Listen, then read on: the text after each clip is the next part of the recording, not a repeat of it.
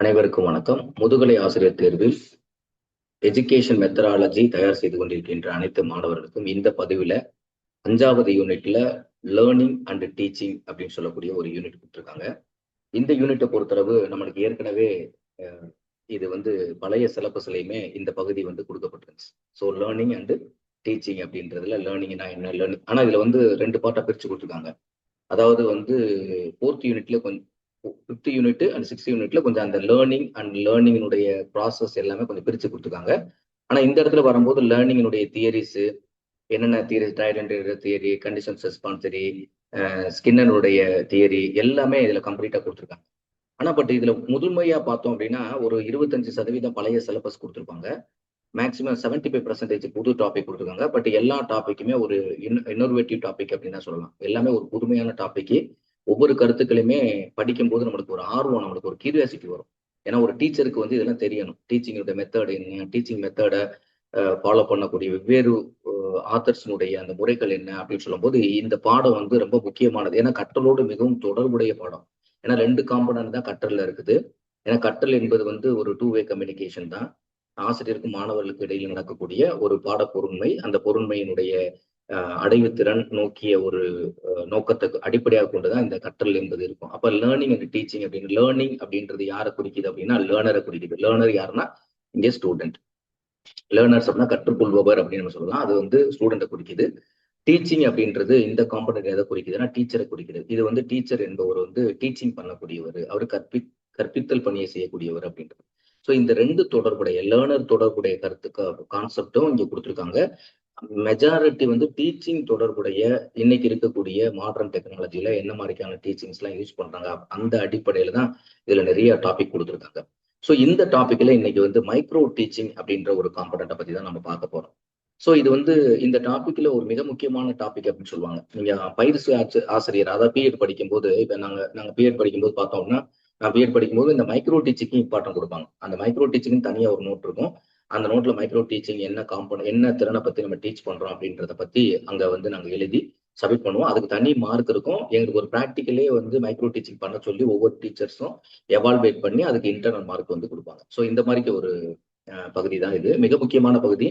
நம்ம 100% இதுல இந்த பகுதியில இருந்து தேர்வுக்கு வினாக்கள் எதிர்பார்க்கலாம். ஏன்னா எப்பவுமே ஒரு எஜுகேஷன் மெத்தடாலஜி பேஸ் பண்ணி கொஸ்டின் பேப்பர் செட்டர்ஸ் போறப்போ அவங்க தான் போவாங்க. அப்படி எடுக்கிறாங்க அப்படின்னா அவங்க முக்கியமா எதை கவனம் செலுத்துவாங்க அப்படின்னா இந்த மைக்ரோ டீச்சிங் தான் இம்பார்ட்டன்ஸ் கொடுப்பாங்க. ஏன்னா கல்வியில அது பிஎட் படிக்கும்போது மிக முக்கியமானது. பிஎட் மட்டும் இல்ல, டிடின்னு சொல்லக்கூடிய டீச்சர் ட்ரைனிங் இன்ஸ்டியூட் படிக்கக்கூடியவங்க இருக்காங்கல்ல, அவங்களுக்குமே இந்த மைக்ரோ டீச்சிங் அப்படின்றது பார்த்தோம் அப்படின்னா ரொம்ப முக்கியமானதான்.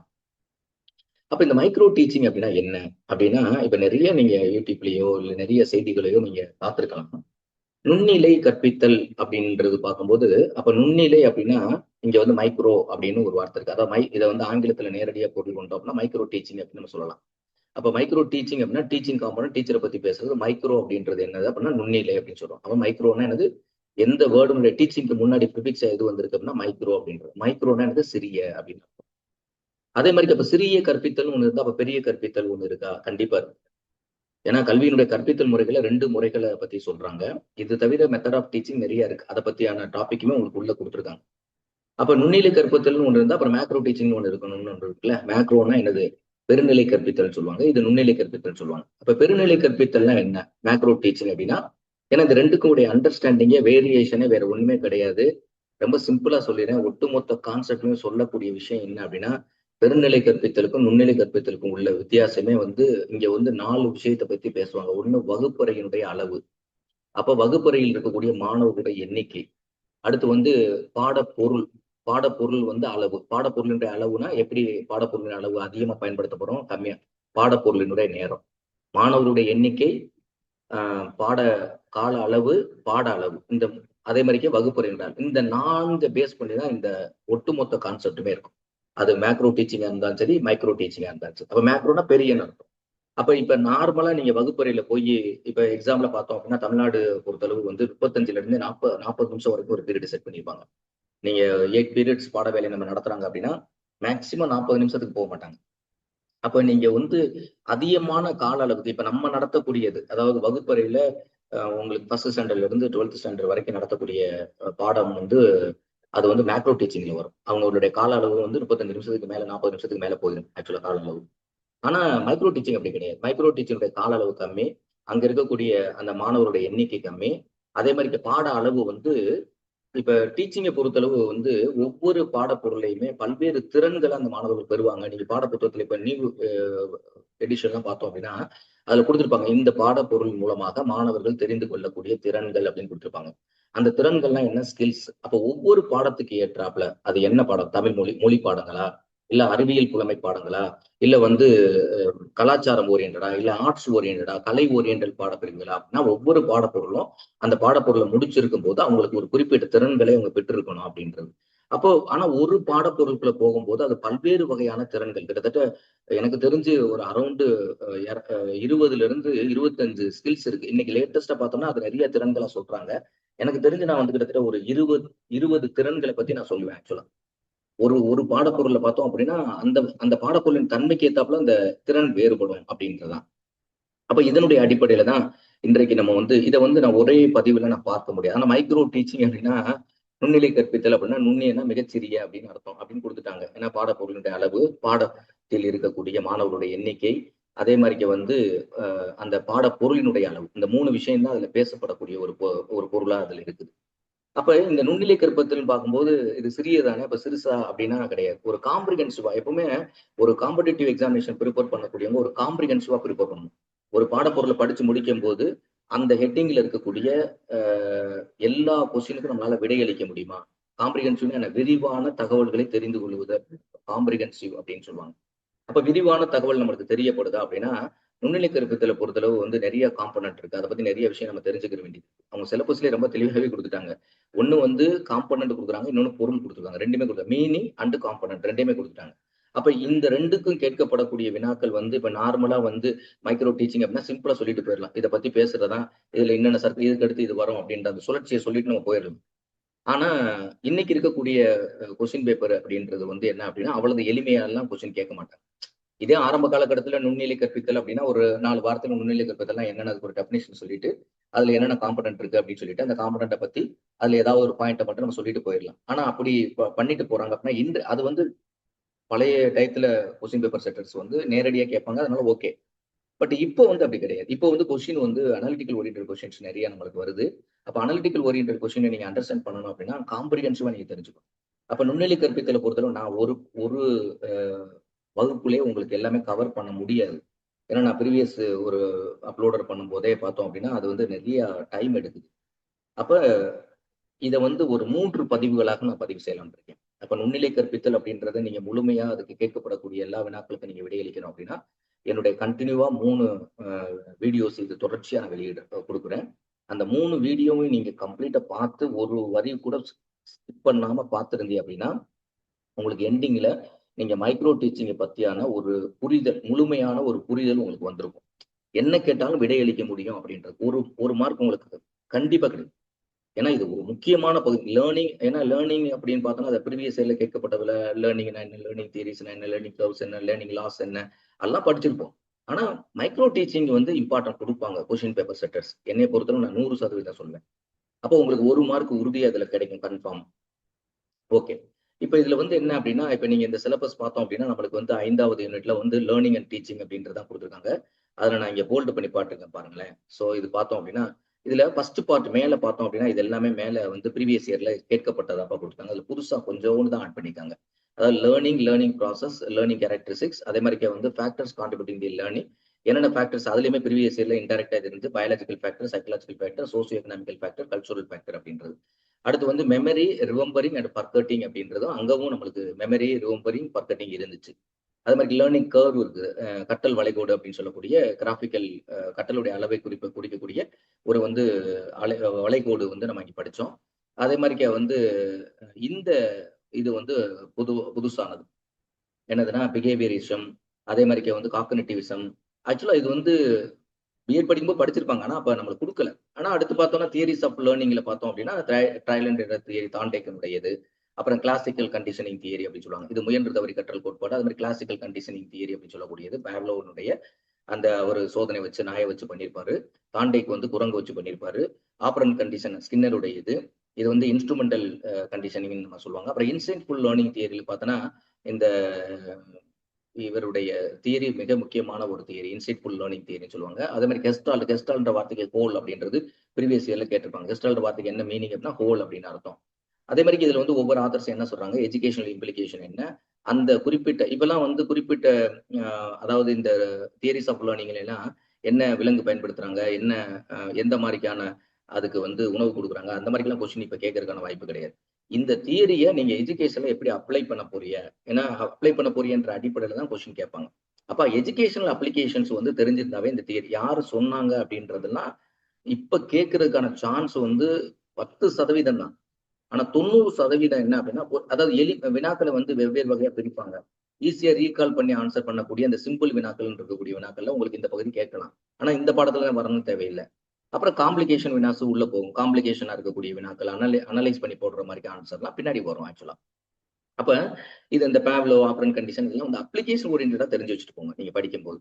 அதே மாதிரிக்கு வந்து இதுல வந்து இருக்கக்கூடிய இதுல ரொம்ப ஒரு முக்கியமான ஹியூமன் ஓரியன்டட் தியரின்னு சொன்னோம் அப்படின்னா, இப்ப ட்ரையல் அண்ட் எரரோ இல்ல ஆப்பரண்ட் கண்டிஷன் தியரியோ அது வந்து ஒரு விலங்க பேஸ் பண்ணி வரும். ஆனா வந்து ஹியூமனுடைய ஹியூமனுடைய எஜுகேஷனோட ஓரியன்ட் வரக்கூடியதுல மிக முக்கியமான தியரி அப்படின்னா இன்சைட்ஃபுல் லேர்னிங் தியரி தான். ஏன்னா இன்சைட்ஃபுல் லேர்னிங் தியரி வந்து அறிவு சார்ந்த கற்றல் அப்படின்னு நம்ம சொல்றோம். அடுத்து வந்து டிரான்ஸ்ஃபர் ஆஃப் லேர்னிங் நம்மளுக்கு கொடுத்தாங்க. இது வந்து டிரான்ஸ்ஃபர் ஆஃப் லேர்னிங்ல வந்து positive transfer of learning, negative transfer of learning. அதே மாதிரிக்கு வந்து முக்கியமா வந்து ஜீரோ டிரான்ஸ்ஃபர், பூஜ்ய கற்றல் அப்படின்னு சொல்லுவாங்க. அதாவது டிரான்ஸ்ஃபர் ஆஃப் லேர்னிங்னா ஒண்ணும் இல்ல. நீங்க ஒரு இடத்துல கற்றுக்கொண்டதுக்கு இன்னொரு இடத்துக்கு சப்போர்ட் பண்ணுதா? இன்னொரு இடத்துக்கு சப்போர்ட் பண்ணுது அப்படின்னா, அது வந்து பாசிட்டிவ் லேர்னிங். இன்னொரு இடத்துக்கு சப்போர்ட் பண்ணல, அது நான் கத்துக்கிறதுக்கு தடையா இருக்கு அப்படின்னா, அது நெகட்டிவ் லேர்னிங். எந்த விதமான மாற்றமே இருக்கல. இப்ப கணித பாடம் படிக்கிறவனுக்கு ஒருத்தன் வரலாற்று பாடம் படிக்கிறான். இவனுக்கு எதுக்கு சம்மந்தம் இருக்குமா? இருக்காது. அப்ப இந்த பாடம் இந்த இடத்துல கத்துக்கிட்ட லேர்னிங்க்கும், அந்த கற்றல் லேர்னிங்க்கும் எந்த இதுவும் இல்ல. அப்ப ஜீரோ கற்றல் அப்படின்னு சொல்லுவாங்க. சோ இதத்தான் நம்ம இங்க படிக்கிறோம். அடுத்து வந்து significance of language and understanding the curriculum and subject இது ஒரு நியூ. அதுக்கு சைக்கோ லிங்குஸ்டிக் அங்க இருந்துச்சு. சைக்கோ லிங்குஸ்டிக் எப்படி கொடுத்திருந்தாங்க அப்படின்னா, சைக்கோ லிங்குஸ்டிக்ல நம்ம வந்து அந்த எப்படி ஒலிகள், குறிகள்லாம் பயன்படுத்துறோம் அப்படின்ற அடிப்படையில அங்க இருந்துச்சு. அதே மாதிரி டைப்ஸ் ஆஃப் லேர்னிங் அப்படின்றது வரும்போது நம்மளுக்கு micro teaching and component, lesson plan இந்த கொடுத்துட்டாங்க. நீங்க ப்ரிப்பேர் பண்ணக்கூடிய லெசன் பிளான்ஸ் வந்து எப்படி ப்ரிப்பேர் பண்றீங்க, general lesson plan, particular lesson plan, உங்களுடைய பாடப்பொருள் சம்பந்தமா எப்படி லெசன் பிளான் ப்ரிப்பேர் பண்ணணும். ஏன்னா லெசன் பிளான் வந்து வாரத்துல ஒரு நாள் டீச்சர் வந்து திங்கட்கிழமை காலையில வந்து ஹெச்எம் டேபிள்ல கொண்டு வச்சிடணும். தலைமை ஆசிரியர் டேபிள்ல அந்த லெசன் பிளான் வச்சிடணும். வச்சுட்டு தான் நீங்க அன்னைக்கு அந்த வீக்ல என்ன நீங்க ப்ரிப்பேர் பண்றீங்களோ அதுக்கான லெசன் பிளான் இருக்கணும். எந்தெந்த வகுப்புக்கு போறீங்களோ அதுக்கான லெசன் பிளான் எல்லாமே நீங்க நோட்ல எழுதி வச்சுப்பீங்க. அவங்க சைன் பண்ணிட்டு அன்னைக்கு உங்களுக்கு கொடுத்துருவாங்க. திங்கட்கிழமை காலையில ஃபர்ஸ்ட் அந்த வேலை பார்க்கணும். அடுத்து லேர்னிங் ஸ்டைல்ல வந்து நிறைய ஸ்டைல்ஸ் இருக்கு லேர்னிங் ஸ்டைல்ல. அடுத்து visual, auditory and kinesthetic sense awareness of the body position சொல்லுவாங்க. இது இந்த ஒரு கற்றல் அப்படின்னா ஒரு லேர்னிங் நடக்குது அப்படின்னா இந்த நம்மளுடைய சென்சரி ஆர்கன் ரொம்ப முக்கியமான விஷயம். சென்சரி ஆர்கன் இல்லை அப்படின்னா சென்சரி ஆர்கன் ப்ராப்பரா ஃபங்க்ஷனிங் ஆகல அப்படின்னா அதனாலதான் வந்து டிஃபரெண்ட்லி ஏபிள்டு சில்ட்ரன்ஸ், அதாவது விசுவலி இம்பேர்ட் ஸ்டூடெண்ட்ஸ், அதே மாதிரி ஹியரிங் இம்பேர்ட் ஸ்டூடெண்ட்ஸ், ஆடிட்டோரி கேட்டு திறன், கினஸ்தெடிக்னா awareness of the body position சொல்லுவாங்க. அடுத்து reading and writing styles. So இதெல்லாம் பார்த்தோம் அப்படின்னா இதெல்லாம் இருந்தால் மட்டும் தான் கற்றல் நடக்க முடியும். அதனாலதான் அவங்களுக்கு ஸ்பெஷல் சில்ட்ரன்ஸ்க்கு ஸ்பெஷல் ஸ்கூல் வச்சிருக்காங்க.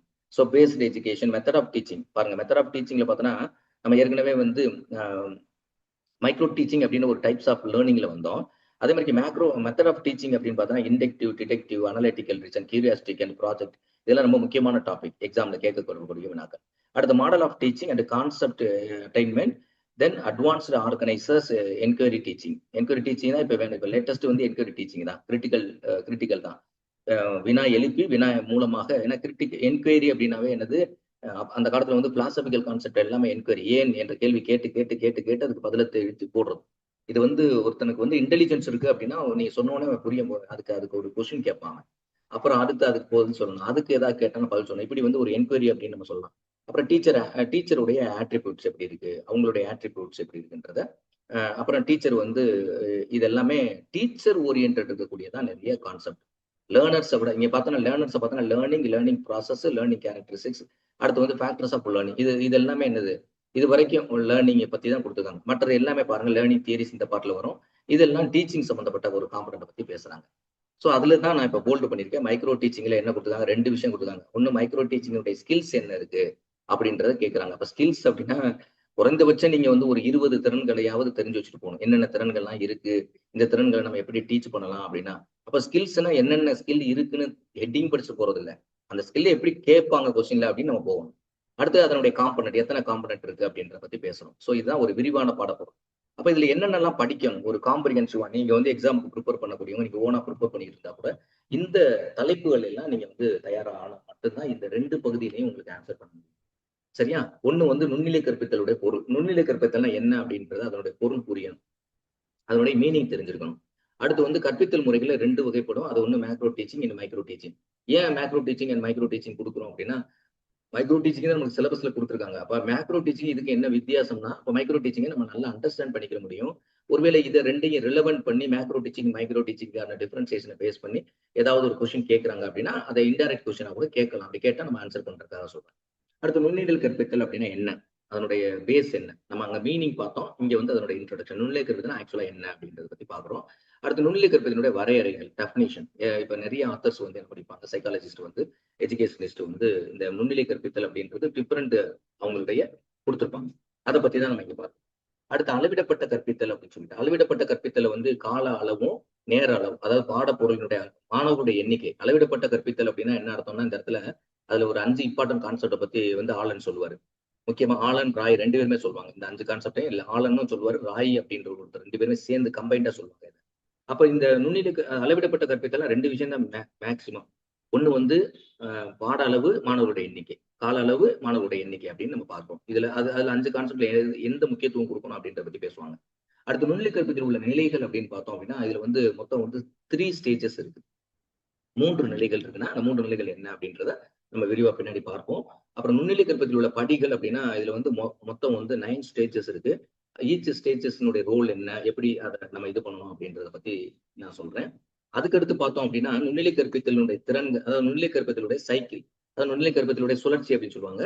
அந்த நுண்ணிலை கற்பித்தலுடைய சுழற்சியில பார்த்தோம் அப்படின்னா, நீங்க எப்போதுமே இப்ப நீங்க யூடியூப் இதுக்கெல்லாம் போய் பார்த்தீங்கன்னா, அதுல ஒரு சர்க்கிள் மாரி போட்டு இந்த ஸ்கில்லுக்கு அடுத்து இந்த ஸ்கில், இந்த ஸ்கில்லுக்கு அடுத்து இந்த ஸ்கில் அந்த மாதிரி ஒரு ஒரு சர்க்கிள் ஒண்ணு குடுப்பாங்க. அதுதான் மைக்ரோ டீச்சிங் சுழற்சி. எதுக்கு அடுத்து எது அப்படின்ற மாரிக்க ஒரு விஷயம் குடுத்திருப்பாங்க. அடுத்து நுண்ணிலை கற்பித்தலினுடைய திறன்கள் அப்படின்னு வரும்போது, நுண்ணிலை கற்பித்தலுடைய திறன்கள் தான் வந்து உங்களுக்கு இங்க வந்து அ கேட்கிறதுக்கு குடுக்கப்பட்டிருக்க இது. இந்த நுண்ணிலை கற்பித்தலினுடைய திறன்கள்ன்றதுதான் உங்களுக்கு பாட பொருள்ல குடுத்திருக்காங்க. இப்ப நீங்க வந்து சுழற்சியோ, இதுவோ நீங்க நிறைய படிக்கலாம். ஆனா குடுக்கப்பட்டது எது அதிகமா குடுத்திருக்காங்க அப்படின்னா, திறன்கள பத்தி தான் அவங்க குடுத்திருக்காங்க.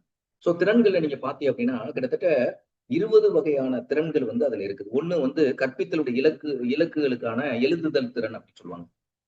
அது வந்து என்ன அப்படின்னா ஆங்கிலத்துல சொல்லும்போது, skill of writing instructional objectives அப்படின்னு சொல்லுவாங்க.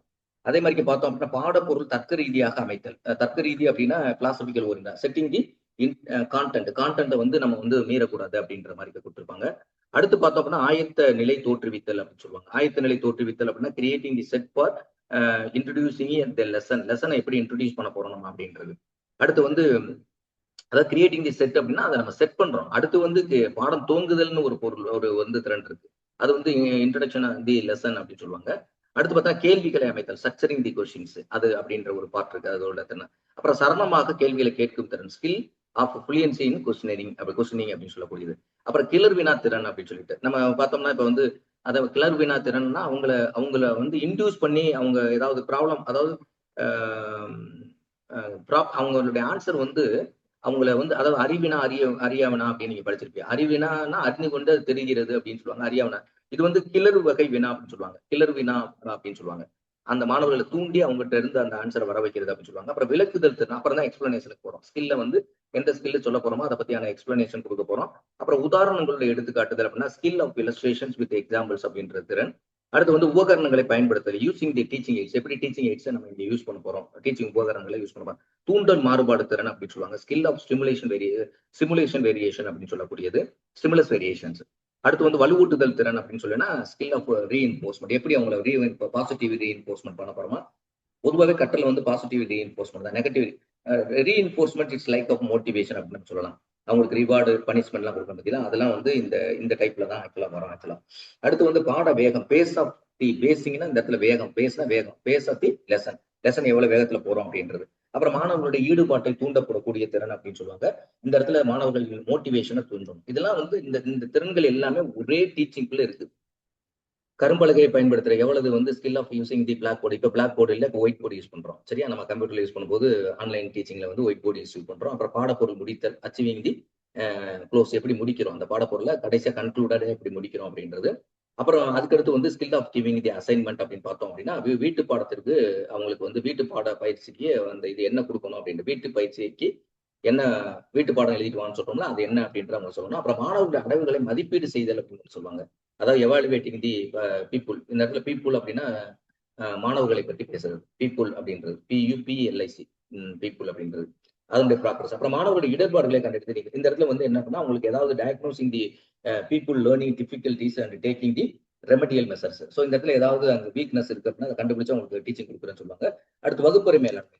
ஸோ இந்த மாதிரி எல்லாம் வகுப்பறை மேலாண்மையில கூட என்ன பார்க்கும்போது வகுப்பறையே ஒரு மேலாண்மை தான். அந்த திறனே கரெக்டா இருக்கணும் ஒரு டீச்சருக்கு அப்படின்றத நான் போனதுல வந்து வகுப்பறை மேலாண்மை அப்படின்றத பத்தி 10வது யூனிட்ல ஒரு யூடியூப் அப்லோட் பண்ணிட்டேன். மேலாண்மையினுடைய பிரின்சிபல்ஸ் அப்படின்னு சொல்லிட்டு அதுல பார்த்தோன்னா இதை பத்தி நான் சொல்லிட்டு வகுப்பறை மேலாண்மையே மிக முக்கியமானது அப்படின்றது.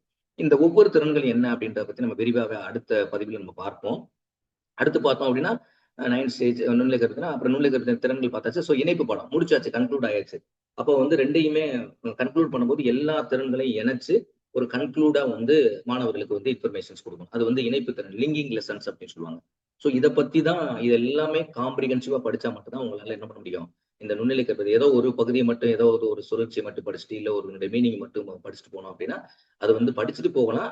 பட் ஆனா அங்க கொஸ்டின்ஸ் இருக்காது. நீங்க பார்த்தோம் அப்படின்னா நிறைய நீங்க வந்து நிறைய மெட்டீரியல்ஸ் எல்லாம் நீங்க பாத்தீங்க அப்படின்னா சில இதுல எல்லாம் அப்லோட் பண்ணிருப்பாங்க.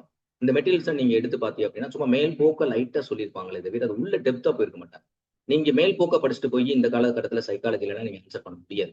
வேணா அதுல வேணா 1 அல்லது 2 கொஸ்டின் 30 கொஸ்டின் கேட்கறாங்களா ஒரு 2 கொஸ்டின் அல்லது 3 கொஸ்டின் சில சென்டர் மெட்டீரியல் எல்லாம் பார்த்தோம் அப்படின்னா சும்மா அப்படியே மேல் போக்குல அப்படியே கொடுத்துருப்பாங்க. இதெல்லாம் நீங்க படிச்சு பாத்தீங்க அப்படின்னு வச்சுங்களேன் அது ஒரு 3 கொஸ்டின் 30 கொஸ்டினுக்கு ஒரு 3 கொஸ்டின் 4 கொஸ்டின் அடிக்கலாம். அவ்வளவுதான், அதுக்கு மேல அடிக்க முடியாது. அது நேரடி வினாவா எளிமையான வினாவா அந்த பாடப்பொருள் வந்துச்சுன்னா கேட்கலாம். மற்றபடி நீங்க டீப்பா போகணும் அப்படின்னா அந்த சப்ஜெக்டை வந்து டெப்த் அண்டர்ஸ்டாண்டிங் பண்ணணும். அப்படி பண்ணா மட்டும்தான் நீங்க ஆன்சர் பண்ண முடியும். சோ அப்ப இப்ப நுண்ணிலை கற்பித்துக்குள்ள உள்ள போவோம். நுண்ணிலை கற்பித்துல போறதுக்கு முன்னாடி இதனுடைய பேஸ் யாரு, இந்தியாவில எப்ப பேஸ் ஆச்சு, இதை வந்து அதுக்கு முன்னாடி வந்து யாரு இதை பத்தி பேசினாங்க அப்படின்னு பார்த்தோம் அப்படின்னா இந்த நுண்ணிலை கற்பித்தல் மைக்ரோ டீச்சிங் அப்படின்ற அந்த சொல்லையை எப்ப பயன்படுத்திருக்காங்க அப்படின்னா 1963ஆம் ஆண்டு பயன்படுத்திருக்காங்க. அது வந்து ஸ்டான்ஃபோர்டு பல்கலைக்கழகத்துல இந்த ஸ்டான்ஃபோர்டு பல்கலைக்கழகத்துல முதல்ல இந்த வார்த்தை யார் பயன்படுத்தி இருக்காரு அப்படின்னு பார்த்தோன்னா ஆலன் அப்படின்றவர் தான் பயன்படுத்துறாரு. ஏன்னா ஆலன் என்ற வார்த்தை வந்து இவரோட ரொம்ப நுண்ணிலை கற்பித்தலுக்கு மிக முக்கியமான சோ ஃபாதர்னு சொல்ற அளவுக்கு எப்படின்னா அப்ப ஆலன் அந்த ஆலன் அப்படின்ற ஒரு சிக்னிபிகன்ட் நுண்ணிலை கற்பித்தல் அப்ப கொஸ்டின்ல அதாவது எளிமை வினாக்களுக்குள்ள ஒரு வேலை வந்துச்சு அப்படின்னா இந்த ஆலன் என்பவரை பத்தி மைக்ரோ டீச்சிங்ல நேம கேட்கலாம். எந்த ஆண்டு 1963ஆம் ஆண்டு பொதுவா ஸ்டான்ஃபோர்ட் பல்கலை. இதெல்லாம் பொதுவா அந்த எந்த ஆண்டு கற்பித்த பிறகு இந்த பாடப்பொருளை பொறுத்த அப்படி கேட்க மாட்டாங்க. ஸ்கில்ல பத்தி தான் கேட்பாங்களே தவிர இங்க போய் வந்து நம்ம ஆனா ஆண்டை தெரிஞ்சுக்கணும். ஏன்னா நான் சொல்றது என்ன அப்படின்னா இந்த பகுதியில இருந்து கேட்கறது அப்படின்னா மைக்ரோ டீச்சிங் நுண்மையை பத்தி தான் கேட்கணும். ஆக்சுவலா அதனுடைய ஸ்கில்ஸ் அந்த திறன்களை எப்படி பண்றது, அதனுடைய சீக்வன்ஸ் எப்படி இருக்கு அப்படின்றத பத்தி தான் உங்களுக்கு கேட்கணும். பாடப்பொருளுடைய அளவு எப்படி இருக்கணும், பாடப்பொருளுடைய டைமிங் எவ்வளவு இருக்கணும், மாணவருடைய எண்ணிக்கை எப்படி, அதுதான் இம்பார்ட்டன்ட் கொஸ்டின். இது மாதிரி ஒரு ஆண்டு இதுல இருந்து எடுக்க மாட்டாங்க. பட் நான் இருந்தாலும் உங்களுக்கு தெரிஞ்சுக்கணுன்ற கண்டி இந்த வேர்டுக்காக சொல்றேன். அப்புறம் இந்தியாவுல முதல்ல 1967ஆம் ஆண்டு 63ல அவர் வந்து ஆலன் சொல்றாரு. ஆனா 67ஆம் ஆண்டு நம்மளுடைய அலகாபாத்ல இருக்கக்கூடிய வந்து அதாவது அரசினருடைய மத்திய கற்பித்தல் நிறுவனம் அப்படின்னு ஒண்ணு இருக்குது. அந்த நிறுவனத்துல வந்து என்ன பண்றாங்கன்னா டிடி திவாரி அப்படின்றவர் என்ன பண்றாரு அப்படின்னா இந்த நுண்ணிலை கற்பித்தல் தொடர்புடைய ஆராய்ச்சியை அவர் அங்க செய்யறாரு. அந்த செயல்பாடு குறித்தான ஆராய்ச்சியை அவர் அங்க செய்யறாரு. இது வந்து இந்தியாவுல 67ல. அடுத்து நுண்ணிலை கற்பித்தலை சிறிய வகுப்பறை கற்பித்தல் அல்லது இதுக்கு வந்து வெவ்வேறு பேர் சொல்றாங்க. நுண்ணிலை கற்பித்தல் வெவ்வேறு பேர். சிறிய வகுப்பறை கற்பித்தல் அப்படின்ற பேர்ல கேட்டாங்க அப்படின்னா சிறிய வகுப்பறைனா எண்ணிக்கை கம்மி. அப்ப சிறிய வகுப்பறை கற்பித்தல் அல்லது அளவு குறைந்த கற்பித்தல். அளவுனா லெவல், அளவு குறைந்த கற்பித்தல் அல்லது நுண்ணிலை பயிற்சின்னு கூட சொல்லலாம். லேர்னிங் சொல்லாம நுண்ணிலை பயிற்சின்னு சொல்லலாம். ஏன்னா பல்வேறு பெயர்கள்ல இதை அழைக்கிறாங்க. நுண்ணிலை கற்பித்தல், நுண்ணிலை பயிற்சி, சிறிய வகுப்பறை கற்பித்தல், அளவு குறைந்த கற்பித்தல் என்று பல்வேறு பெயர்கள் இதற்கு வந்து so teaching micro teaching is otherwise called as வந்து வேரியஸ் நேம் அப்படின்னு நம்ம சொல்லலாம். அது மாதிரிக்கவும் கொஸ்டின்ஸ்ல நேரடி வினாக்கள் இருந்தா கேட்கலாம். ஸோ இப்போ கற்பித்தல் 2 வகை. 2வது அஜெண்டா ஒரு நம்ம கிட்டத்தட்ட இங்க அஜெண்டால கொடுத்துருந்தேன் நம்ம என்னென்ன பத்தி பார்க்க போறோம் அப்படின்னு 10 அஜெண்டா கொடுத்துருக்கேன். ஸோ 10 அஜெண்டால இன்னைக்கு வந்து அளவிடப்பட்ட கற்பித்தல்ல பார்த்தோம் அப்படின்னா 5 இம்பார்ட்டன்ட், அதான் ஃபர்ஸ்ட் 5 வந்து இந்த அமர்வுல பார்க்கிறோம். அடுத்த 5 வந்து 2 கேட்டகரி. ஏன்னா அதுல கொஞ்சம் அதிகமா இருக்கு. திறன்களை தான் நம்மளுக்கு டாபிக்ல கொடுத்துருக்கனால திறன்களை பத்தி தனியா ஒரு கிளாஸ்ல அது ஒவ்வொரு திறன்களையும் எப்படி நீங்க கொஸ்டின்ல எப்படி எக்ஸ்பிளைன் பண்ணணும், எப்படி டீச் பண்ணணும் அப்படின்னு ஒரு 5 திறன்களை பத்தி நான் நடத்திட்டேன் அப்படின்னா, அந்த 5 திறன்களை பத்தி இன்டைரக்டா டீப்பா கேட்கக்கூடிய கொஸ்டினுக்கு உங்களால அண்டர்ஸ்டாண்ட் பண்ணிடணும். அப்ப அடுத்த வரக்கூடிய 5ம் 2 பார்ட்டா நான் இந்த 2 பார்ட்டா போடுறேன். அப்ப மொத்தம் 3 பார்ட்டுக்குள்ள உங்களுக்கு வந்து நுண்ணிலை கற்பித்தலை பத்தி நீங்க தெளிவாக தெரிஞ்சுக்கலாம். சோ அடுத்து பார்த்தோம் அப்படின்னா பேரியல். பேரியல் அப்படின்னா என்ன அர்த்தம்? பெரிய அப்படின்னு அர்த்தம். அதாவது மேக்ரோ டீச்சிங் அப்படின்னு சொல்லுவாங்க. அதுக்கு பொதுநிலை கற்பித்தல்னு சொல்லலாம். இப்ப நம்ம வகுப்பறையில பயன்படுத்தக்கூடியதுதான் மேக்ரோ டீச்சிங் அப்படின்னு சொல்லுவாங்க. இன்னொன்று மைக்ரோ டீச்சிங் அப்படின்றது. சோ பேரியல் பொதுநிலை கற்பித்தல் அதிக எண்ணிக்கையில் உள்ள மாணவர்களுக்கு இதுலயே உங்களுக்கு தெரிஞ்சிடும். அதிக எண்ணிக்கையில் உள்ள மாணவர்கள் இப்ப வகுப்புல 30க்கு மேற்பட்ட மாணவர்கள். அப்ப அந்த எண்ணிக்கையை வந்து ஒரு அதாவது பேரியல் வகுப்பு அப்படின்னு எந்த வகுப்பு சொல்றாங்க அப்படின்னா 30க்கு மேற்பட்ட மாணவர்கள். இதே ரிசர்ச்ல நீங்க படிக்கும்போது பாத்தீங்க அப்படின்னா ஸ்மால் சாம்பிள்ஸ் லார்ஜ் சாம்பிள்ஸ் படிச்சிருப்பீங்க. ஸ்மால் சாம்பிள்ஸ் அப்படின்றது பார்த்தோம்னா லெஸ் தென் 30 ஸ்கோர்ஸ் இருந்துச்சு அப்படின்னா நீங்க எடுக்கக்கூடிய ஆய்வுக்கு எடுக்கக்கூடிய மாதிரிகள் வந்து 30க்கு கீழே இருந்துச்சு அப்படின்னா அதை வந்து என்னன்னா ஸ்மால் சாம்பிள்ஸ் 30க்கு மேல இருந்துச்சு அப்படின்னா அது வந்து லார்ஜ் சாம்பிள் சொல்லுவோம். அதனாலதான் ஸ்டாட்டிஸ்டிக்ஸ்ல நம்ம பயன்படுத்தும் போது 2 விஷயங்கள் நம்ம பயன்படுத்துவோம். அதாவது வந்து ஸ்டாட்டிஸ்டிக்ஸ்ல வந்து பேராமெட்ரிக் நான் பேராமெட்ரிக்ன்றது வந்து எப்படி டிஸ்ட்ரிபியூட் ஆயிருக்குன்றத பத்தி பேசுறது. அந்த ஸ்கோர்ஸ் வந்து நார்மலா டிஸ்ட்ரிபியூட் ஆயிருக்கா பெல் ஷேப்ட் கர்வ் வச்சு நம்ம செக் பண்ணுவோம். நார்மலா டிஸ்ட்ரிபியூட் ஆயிடுச்சுன்னா அது என்ன ஸ்டாட்டிஸ்டிக்ஸ் யூஸ் பண்ணணும், பேராமெட்ரிக் யூஸ் பண்ணலாம். நார்மலா டிஸ்ட்ரிபியூட் ஆகல, அன்இவனா டிஸ்ட்ரிபியூட் ஆயிருக்கு, ஸ்கோர்ஸ்ல வேரியேஷன்ஸ் நிறைய இருக்கு அப்படின்னா நான் பேராமெட்ரிக் ஸ்டாட்டிஸ்டிக்ஸ்ல நம்ம வந்து எஸ்பிஎஸ்எஸ் பேக்கேஜ்ல இதுல கொண்டே கொடுப்போம். சோ இது வந்து ஆக்சுவலா வந்து அங்கே படிச்சிருக்கோம். 30க்கு அப்படின்றது பார்த்தோம் அப்படின்னா ஒரு ஐடியலான அந்த மாதிரி எண்ணிக்கை குறையாம மாணவர்கள் இங்க இருக்கணும் அப்படின்ற அர்த்தம். நீண்ட நேரம்னா லாங் டைம் அப்படின்னா என்ன 40 மினிட்ஸ்ல இருந்து 60 மினிட்ஸ் வரைக்கும் இந்த டைம். இதெல்லாம் முக்கியமானதுப்பா கொஸ்டின்ல. ஆனா மேக்ரோ டீச்சிங் இது முக்கியம் கிடையாது. ஆனா மேக்ரோ டீச்சிங் புரிஞ்சாதான் அப்ப முதல்ல அங்க 30 மாணவர்களுக்கு கீழே வந்துச்சு அப்படின்னா 5 மாணவர்களோ 6 மாணவர்களோ 10 மாணவர்களோ வச்சிருந்தாங்க அப்படின்னா அது வந்து நம்ம மைக்ரோ டீச்சிங்ல வந்துடும். அப்ப 40 முதல் 60 நிமிடங்கள் வரை பாட வேலைகள் அமைக்கப்படுகின்றன. அது இப்ப நம்மளுடைய ஸ்டேட் போர்ட்ல நம்ம வந்து 40 நிமிஷம் 35ல இருந்து 40 கடைசி 2 பாட வேலை எல்லாம் பார்த்தா 30 நிமிஷம் வந்துடும். ஃபர்ஸ்ட் பாட வேலை 40 நிமிஷம். காலையில ஃபர்ஸ்ட் 2 ஹவர்லாம் பார்த்தா 40 நிமிஷம் இருக்கும். நீங்க பாத்தீங்கன்னா டைம் டேபிள் எடுத்து பாருங்க. பொதுவா ஸ்டேட் கவர்மெண்ட்ல அப்படித்தான் நம்மளுக்கு ஃபாலோ பண்ணும். அப்ப நுண்ணிலை கற்பித்தல் என்பது இதுக்கு நேர் ஆப்போசிட். அப்படியே நுண்ணிலை கற்பித்தல் என்பது மாணவர்கள் ஆசிரியர் பயிற்சியின் போது மாணவர்கள் ஆசிரியர் பயிற்சி டீச்சர் ட்ரைனிங் பண்ணும் போதோ இல்ல பிஎட் பேச்சுலர் ஆஃப் எஜுகேஷன் படிக்கும் போதோ இது பண்ணுவாங்க. கற்பித்தல் அடங்கியுள்ள பல்வேறு திறன்களை இனம் கண்டு அத்திறன்கள் அந்த இப்ப என்ன அப்படின்னா இது பல்வேறு திறன்களை இனம் கண்டு அப்படின்னு சொல்றோம். அப்ப வந்து to identify the different skills by a teacher வந்து இந்த திறனை வந்து அண்டர்ஸ்டாண்ட் பண்ணிக்கணும். முதல்ல மாணவர்களுக்கு இந்த பல்வேறு திறன்களை டெவலப் பண்ண முடியுன்றது அவங்களுக்கு தெரியணும். அத்திறன்களுடைய உட்கூறுகள் ஒவ்வொரு திறன்களையும் எடுத்த பிறகு அதுக்குள்ள உள்ள உட்கூறுகள் அப்படின்னா அதுக்குள்ள இருக்கக்கூடிய சப் ஏரியாஸ். ஒரு ஸ்கில் எடுத்துட்டோம்னா அந்த ஸ்கில்லுக்குள்ளே உள்ள வந்து சப்டிவிஷன்ஸ் இருக்கும். அப்ப உட்கூறுகளை வந்து வகைப்படுத்தி அவற்றினுடைய முழுமையான பயிற்சியை பெறுவதற்கான ஒரு கற்பித்தல் முறை அப்படின்றதான் இங்க சொல்லிட்டாங்க. நுண்ணிலை கற்பித்தல் அப்படின்றது என்ன, மேக்ரோ டீச்சிங் என்பது என்ன. இதே இதுல வந்து இந்த 3 காம்பனன்ட் நீங்க சொல்லியிருக்காங்க பார்த்தீங்களா, பேரியல் மேலாண்மையில 30 பேரு 40 நிமிடங்கள் பாட வேலை அப்படின்னு சொல்றாங்க பார்த்தீங்களா, அது இங்க குறையும். சரியா? ரைட். இப்ப வரையறைகள் அடுத்த அஜெண்டா பார்த்தோம் அப்படின்னா 3வது அஜெண்டா அப்படின்னு பார்த்தோம்னா வரையறைகள். ஒரு முக்கியமா ஒரு 4 ஆத்தர்ஸை பத்தி நம்ம இங்க பாக்குறோம். மஸ்ட் அப்படின்றவர் நுண்ணிலை கற்பித்தலை பத்தி ஒரு வரையறை கொடுத்திருக்காரு, ஒரு டெபினிஷன் கொடுத்திருக்காரு. ஏன் இந்த மஸ்ட் அப்படின்ற பத்தி நம்ம படிக்கிறோம் அப்படின்னா நுண்ணிலை கற்பித்தலை பத்தி ஏதாவது பொருள் புரிஞ்சிருக்கான்றதுக்காக நம்ம கேட்கும் போது வெவ்வேறு வேர்ட்ஸை யூஸ் பண்ணலாம். அப்ப வெவ்வேறு வார்த்தைகளை கேட்கறாங்க அப்படின்னா வெவ்வேறு ஆத்தர்ஸ் என்ன சொல்றாங்க அப்படின்றத பார்த்துட்டோம் அப்படின்னா நம்ம ஈஸியா ஆன்சர் பண்ணிடலாம். சோ நுண்ணிலை கற்பித்தல் என்பது கற்பித்தல் நுட்பங்களை இது வந்து கற்பித்தல் நுட்பங்கள் டீச்சிங் டெக்னாலஜியை பயன்படுத்தி இன்னைக்கு இருக்கக்கூடிய டீச்சிங் டெக்னாலஜினா அப்ப வந்து இதுல ஒன் ஆஃப் தி ஸ்கில் என்ன, நீங்க மைக்ரோ டீச்சிங்ல கண்டிப்பா வந்து டீச்சிங் எய்ட்ஸ் யூஸ் பண்ணணும். சோ அதுதான் இங்க சொல்றாரு. கற்பித்தல் நுட்பங்கள் இன்னைக்கு இருக்கக்கூடியது என்னது, இன்னைக்கு வந்து ஸ்மார்ட் போர்ட்ஸ் இருக்கு பார்த்தீங்களா, ஸ்மார்ட் போர்ட்ஸ் யூஸ் பண்ணணும். சோ அந்த டயத்துல அவர் சொல்லும் போது சொன்னது வந்து என்னன்னா கற்பித்தல் நுட்பங்கள் அப்படின்னா சார்ட்ல ப்ரிப்பேர் பண்றது, அதுலயே வந்து நிறைய இந்த டீச்சிங் எய்ட்ஸ்லயே நிறைய வகையான ஒளிப்படங்களை தயாரிக்கிறது அந்த மாதிரிலாம் இருக்கும். ஆனா இப்போ வந்து ஒளிப்பேலை எல்லாம் பயன்படுத்தினாங்க. இப்போ வந்து அதிகமா பார்த்தோம் அப்படின்னா என்ன இருக்கு அப்படின்னு பார்த்தோம்னா ஸ்மார்ட் கிளாஸ் ரூம்ஸ் நிறைய இன்னைக்கு ஆக்டிவிட்டி பேஸ்ல நீங்க பார்த்தோம்னா அந்த வீடியோ கான்டென்ட் அந்த மாதிரிலாம் நீங்க போய் படங்களாக கதைகளாக கொடுக்குறேன்னு சொன்னோம்னா இந்த நுட்பங்கள்லாம் இங்க இருக்கு. அப்ப இதை இங்க பயன்படுத்தணும். இலக்கியத்துல பயன்படுத்தி தரப்படுத்தப்பட்ட முறையில்னா என்னது, தரப்படுத்த ஸ்டாண்டர்டா, அதாவது கற்பித்தல் நுட்பங்களை பயன்படுத்தி ஸ்டாண்டர்டா தரமான அளவுல 5 நிமிடங்கள் பாடம் நடத்துவதற்காக 5 நிமிடங்கள் மட்டும்தான் பாடம் நடத்த போறோம். 5 நிமிடங்கள் பாடம் நடத்துவதற்காக முன்னரே தயார் செய்யப்பட்ட பாடமாகும்.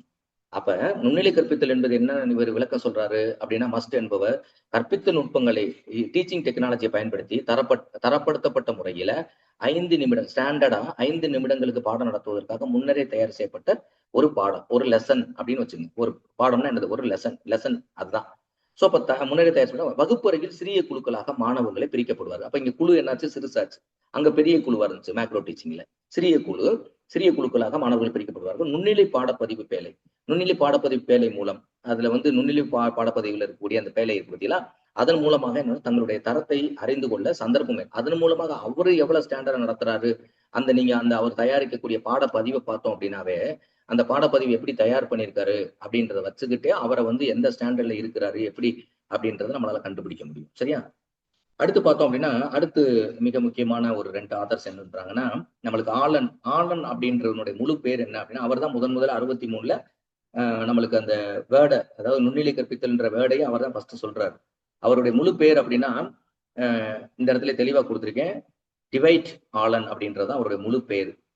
இந்த டிவைட் ஆலன்ஸ் அதே மாதிரி கேன் ரேயான் அப்படின்ற 2 பேரும் சேர்ந்து என்ன பண்றாங்க, ஒரு டெஃபினிஷன் கொடுக்குறாங்க. அவருடைய அசோசியேட்டும் 2 பேரும் சேர்ந்து ஒரு டெஃபினிஷன் கொடுக்குறாங்க. அவங்க என்ன சொல்றாங்க, நுண்ணிலை கற்பித்தல் என்பது கட்டுப்படுத்தப்பட்ட முறை. இந்த இடத்துல வந்து தரப்படுத்தப்பட்ட முறைன்னு இவர் பயன்படுத்துறாரு. தரப்பட்ட முறைனா ஸ்டாண்டர்ட்னு அர்த்தம். இங்க ஸ்டாண்டர்டுக்கும் கட்டுப்படுத்துதலுக்கும் ஒரு நிறைய வேரியேஷன் கிடையாது. ஸ்டாண்டர்ட்னா அது முறையான, ஃபார்மல் இன்ஃபார்மல் பிரிச்சு பார்த்தீங்கன்னு வச்சுங்களேன், இந்த 2க்கும் பொருள் கட்டுப்படுத்தப்பட்ட, தரப்படுத்தப்பட்ட அப்படின்றது ஃபார்மலுக்குள்ள வந்துடும். 2யும் நீங்க பிரிச்சு பார்த்தீங்கன்னா, அப்ப என்பது கட்டுப்படுத்தப்பட்ட முறையில் அப்படின்னா கண்ட்ரோல்டு பயிற்சி செய்வதாகும். ரொம்ப கண்ட்ரோலா இப்படித்தான் அப்படின்னு அந்த ரூல்ஸ் அண்ட் ரெகுலேஷன் பயன்படுத்தி கொடுக்கறதா அது சொல்றாங்க. குறிப்பிட்ட கற்பித்தல் முறையில் அப்ப இங்க வந்து குறிப்பிட்ட கற்பித்தல் முறைகள் கவனம் செலுத்தா என்ன, ஒரு குறிப்பிட்ட திறன்ல முக்கியத்துவம் கொடுக்குறது.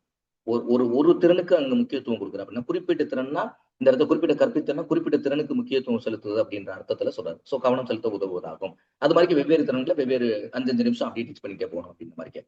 அடுத்து கிளிப்ட் அண்ட் அவருடைய அசோசியேட்ஸ், கிளிப்ட் அண்ட் அதர்ஸ் அப்படின்றது அவங்களுடைய அசோசியேட்ஸ் என்ன பண்றாங்க அப்படின்னா, அவங்க ஒரு டெபினேஷன் கொடுக்குறாங்க.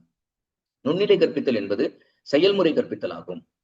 இது வந்து ஒரு ஆக்டிவிட்டி பேஸ் பண்ற மாதிரி கிடையாது. செயல்முறை அப்படின்னா செயல்படுத்துறது, செயல்முறை கற்பித்தல். செயல்முறை அப்படின்னா ஆக்டிவிட்டி பேஸ்டு டீச்சிங் அப்படின்னு அர்த்தம். சூழ்நிலையை எளிமையாக குறைக்க 5 அல்லது 6 மாணவர்களை கொண்டு சிறப்பாக தயார் செய்வதாகும். அப்ப சூழ்நிலையை எளிமையாக குறைக்க அப்படின்னா ஈஸியா நம்ம கிளாஸை ஹேண்டில் பண்றதுக்காக என்ன பண்றோம், 5 அல்லது 6 மாணவர்களை தான் மைக்ரோ டீச்சிங் யூஸ் பண்ண போறோம். ஸோ சிறப்பாக தயார் செய்வது ஆகும் அப்படின்னு சொல்லியிருக்காங்க. ஸோ இவங்க என்ன அப்படின்னா டிஃபரெண்ட் ஆதர்ஸ் அவங்களுக்கான டெஃபினிஷன் சொல்றாங்க. அடுத்த அஜெண்டா என்ன அப்படின்னா, அளவிடப்பட்ட கற்பித்தல் அப்படின்னு பார்த்தோம் அப்படின்னா, மைக்ரோ டீச்சிங்கை பொறுத்தளவு வந்து அளவிடப்பட்ட கற்பித்தல் அப்படின்னா மாணவருடைய எண்ணிக்கை வந்து 5ல இருந்து 10 வரைக்கும் இருக்கலாம். சரியா? அதே மாதிரி கற்பித்தலுடைய கால அளவும் வந்து 5 முதல் 10 நிமிடங்கள் வரைக்கும் இருக்கலாம். இது கொஸ்டின்ல கேட்பதற்கு அதிகமான சான்ஸ் இருக்கக்கூடிய கொஸ்டின். மைக்ரோ டீச்சிங்ல எத்தனை மாணவர்களுடைய எண்ணிக்கை, அதே மாதிரி மாணவர்களுடைய கால அளவு என்ன அப்படின்னா, இதை பத்தி இன்னும் டீப்பா வந்து நான் வந்து அடுத்தடுத்து நடத்த போது இந்த எண்ணிக்கையை பத்தி நான் பேசுறேன். எண்ணிக்கையும் கற்பித்தல் கால அளவை பத்தி அடுத்தடுத்து பாட்டில் நான் பேசுறேன். ஆலன் மற்றும் ராயன் ஆகியோர் நுண்ணிலை கற்பித்தல் உள்ள 5 முக்கிய கூறுகளை, அதாவது ஆலன் அண்ட் ராயன் சொல்லிட்டு இவங்க 2 பேரும் இந்த அசோசியேட் சேர்ந்து ஒரு இது கொடுத்தாங்க தெரியுமா, டெஃபினேஷன் கொடுத்தாங்க பாருங்களேன். கேன் ராயன் அப்படின்றவங்களும் அவங்க 2 பேரும் சேர்ந்து என்ன பண்றாங்க அப்படின்னா, ஒரு நுண்ணிலை கற்பித்தல்ல வந்து 5 முக்கிய கருத்துக்களை சொல்றாங்க. மைக்ரோ டீச்சிங் அப்படின்னா ஒரு 5 இம்பார்ட்டன்ஸ் கான்செப்ட் இருக்கு அப்படின்ற பத்தி சொல்றாங்க. அது என்னென்ன, அவை என்ன அப்படின்னு பார்த்தோம் அப்படின்னா, ஃபர்ஸ்ட் என்னன்னா உண்மையான கற்பித்தல். கற்பித்தல் அப்படின்றது வந்து உண்மையான கற்பித்தல்னா என்ன? ஏன்னா என்ன திறனை பத்தி சொல்லித்தர வர்றோமோ அது சொல்லித்தரணும். சும்மா வந்து ஏதோ தகவலை சொல்றோம் அதை பெறுறாங்க அப்படின்னு இல்லை. அந்த திறன் அவனுக்கு கிடைச்சிருக்கும். அடுத்தது திறன் கற்பித்தலுக்கு முக்கியத்துவம் அளித்தல். இப்ப வந்து உண்மையான கற்பித்தலா இருக்குன்னா அப்ப திறன் கற்பித்தலுக்கு தான் முக்கியத்துவம் கொடுக்கணும்னு சொல்றாங்க. ஸ்கில்லுக்கு வந்து நீங்க இம்பார்ட்டன்ஸ் கொடுங்க அப்படின்னு சொல்றாங்க. அப்புறம் ஸ்கில்லுக்கு கொடுத்த பிறகு அடுத்து வந்து ஸ்கில்லுக்கு கற்பித்தலுக்கு இங்க முக்கியத்துவம் கொடுக்குறோம். ஸ்கில்ல கற்பிச்சாச்சு, கற்பிச்ச பிறகு பயிற்சிக்கு முக்கியத்துவம் கொடுக்குறோம். ஸோ எப்பவுமே டீச்சிங் முடிஞ்சிருச்சு அப்படின்னா அடுத்து என்னது, கோச்சிங்னா என்னது, பயிற்சிக்கு முக்கியத்துவம் அளித்தல் சொல்றாங்க. அப்புறம் கட்டுப்படுத்தப்பட்ட பயிற்சியை அதிகரித்தல் அப்படின்னு இப்ப என்ன சொல்லுவாங்க, அந்த மேல ஸ்டாண்டர்ட் அண்ட் கற்பித்தல் அப்படி வெவ்வேறு வேர்டு யூஸ் பண்ணாங்கல்ல, இவங்க வார்த்தையை என்ன பண்ணாங்க, ரேயனும் ஆலனும் வந்து கட்டுப்படுத்தப்பட்ட அப்படின்றதுதான் வார்த்தை யூஸ் பண்ணாங்க. பயிற்சியை அதிகரித்தல் அப்படின்னு சொல்லிட்டாங்க. மாணவருடைய அறிவை விரிவுபடுத்துவதாலும் அதன் விளைவுகளும்.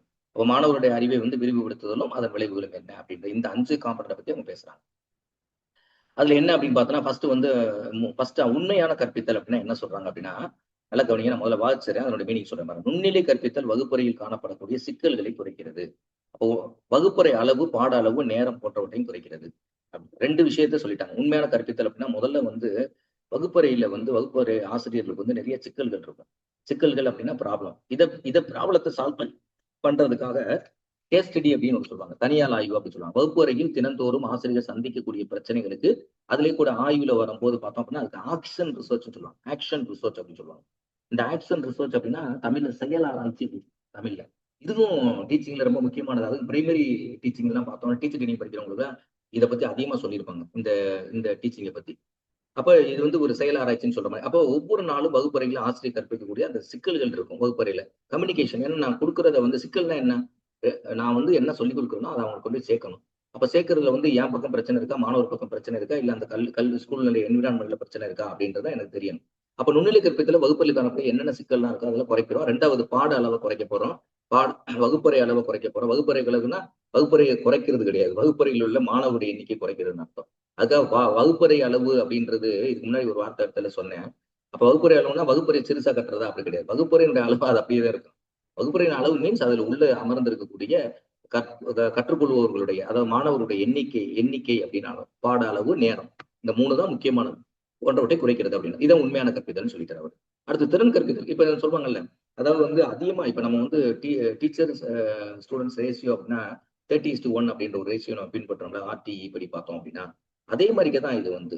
அப்ப மாணவர்களுடைய எண்ணிக்கை குறைய குறைய இங்க சிக்கல் இருக்காது. ஈஸியா மாணவர்களுக்கு புரிய வைக்க முடியும். இத பத்தி நான் இன்னும் வேற ஒரு பதிவிலேயே இத பத்தி நான் சொல்லியிருக்கேன். அடுத்து பார்த்தீங்கன்னா, திறன் கற்பித்தலுக்கான முக்கியத்துவம் அளித்தல் அப்படின்னு அறித்தல் அப்படின்றது, அளித்தல் அப்படின்றது தப்பு ஸ்பெல்லிங் மிஸ்டேக் இருக்கு. ஸ்கிரீன்ஷாட் எடுக்கிறவங்க அதை தெளிவா எடுத்துங்க. திறன் கற்பித்தலுக்கான முக்கியத்துவம் அளித்தல். என்ன திறன் கற்பித்தல்? இதுல முக்கியமானது என்ன அப்படின்னா, நுண்ணிலை கற்பித்தல் என்று சாதாரண வகுப்பறையில் காணப்படும் பாட அளவு, நேரம், மாணவர்கள் வகுப்பறை அளவு போன்றவன அனைத்தும் குறைக்கப்பட்டு சிக்கலை தீர்க்க பயன்படுகிறது.